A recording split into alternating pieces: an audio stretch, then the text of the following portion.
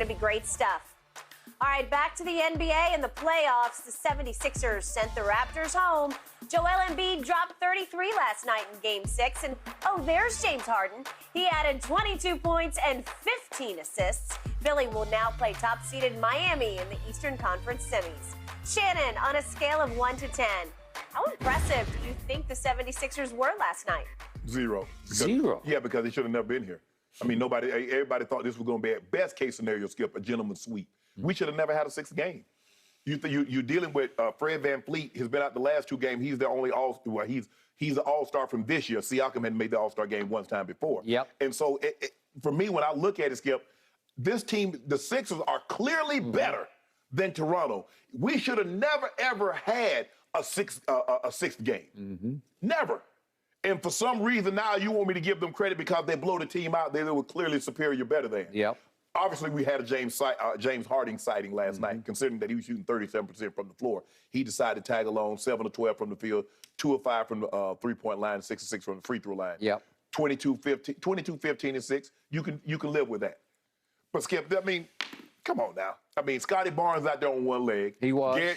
Trent Jr. Yeah, Trent Jr. He on a leg and a half. And Thaddeus was beat up. Yeah. Okay. So, no, Skip, you don't get no credit because you got Joel Embiid. You got a former MVP in James Harden. You got a guy that's in the MVP running this year with Joel Embiid. And then you have to go 6 games because you decided not to show up in Game 5. And then you want me to give you credit for something that you should have taken care of in Game 5 for Game 6? Nah, 0. That's how impressed I am with it. Really? I got to go to a 6 because I think the demons were lurking in the backs of every Sixers mind and in the backs of Doc Rivers' mind last night.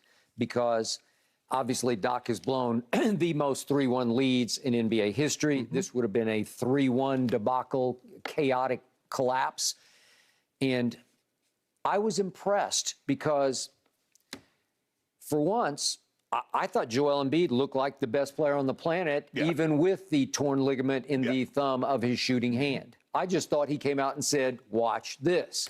But more important and more to the point, that guy named Harden started looking like the guy who used to be James Harden, that guy. Right. And he did it from jump.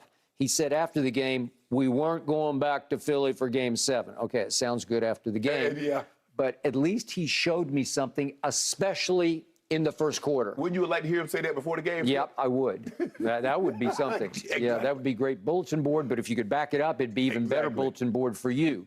But if we could show you what impact James Harden had on this game right out of the gate, because in the first quarter alone, he's got 10 points and 5 assists. And we're showing you right now, you can just see the impact on the game. There's an assist. No big deal, but he was in some sort of attack mode. Okay, I'll take that. Right. I mean, I'm seeing glimpses of the guy who used to be James Harden. And he goes to the free throw line, and he made all his free throws.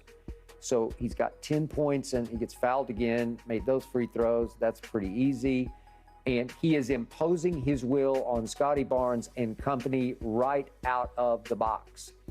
And 10 points and 5 assists in quarter one, those are kind of numbers that you're on a 40-20 pace for the whole game. Well, obviously, here comes Tyrese. And here's James. We're up to 10. These are 15 plays just in the first quarter. And again, that's a pretty cheap assist, but they gave him one. Yep. Okay, it's a hockey assist. Okay, I got it. But I'll take it. Right. He didn't do that much the rest of the way because Embiid then imposed his will, and Embiid did score 13 in the fourth quarter. But remember, this game is a one-point game at halftime, and I'm thinking, uh-oh, you guys are really about to get in trouble. Then, thanks to Joel Embiid scoring 17 with 7 rebounds in the second half, they win the second half 70-36.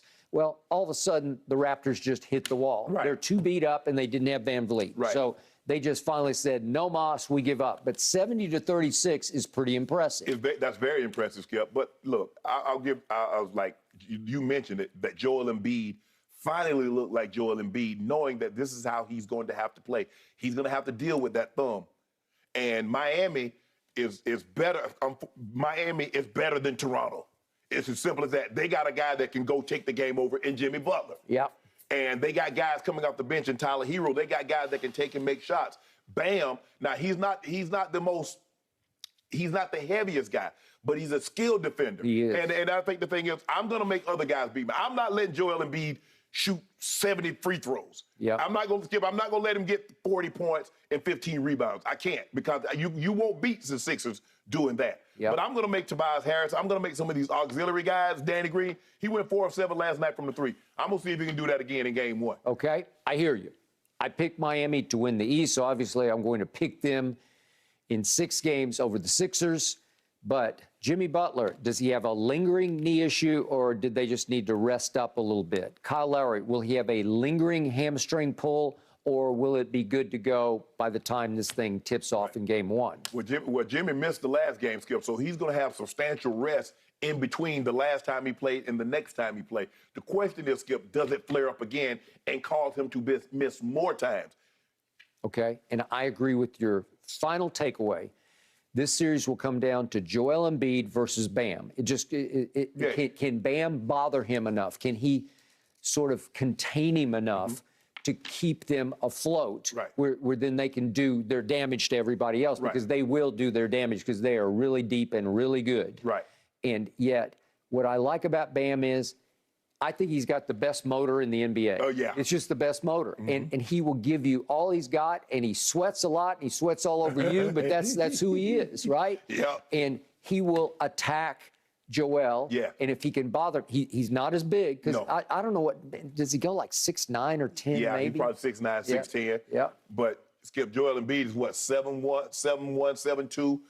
Joel Embiid, I don't care what y'all say. Joel Embiid, 300+. Yep, I agree. And Yeah, yet he's in, I think he's in great the shape. best shape of his life, his life. Yeah. but not anybody else's life, right? But, I mean, Skip, it's not easy to get a 7-foot man 300+ pounds in shape. All right. But will James Harden suddenly look like he's in shape and in sync? All right, so, hold on. Who you say they playing? Miami? Do you know what's in Miami? Uh-oh. You know what's in Miami? Pride 112. Man, Skip. South Beach. So James is like doing this. He's doing.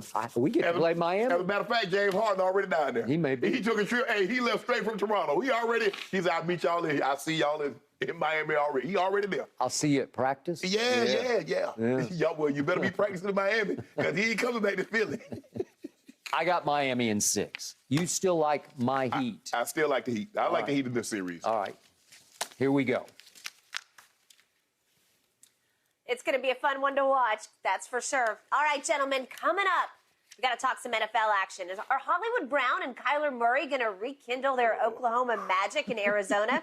Skip and Shannon, you got to dig into this one and debate that up next.